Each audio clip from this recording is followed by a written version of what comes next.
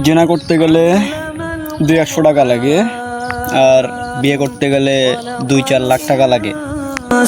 তাহলে ছেলে পেলে তো জিনাতেই নিতে হবে। علمه البيان الشمس والقمر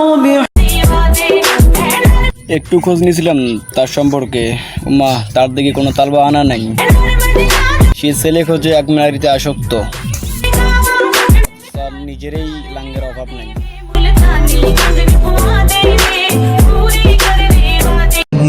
স্বামীর জন্য নিজের জীবনও দিয়ে দিতে পারো, অথচ সেই স্বামীর মায়ের জন্য এক গ্লাস পানিও জোটে না।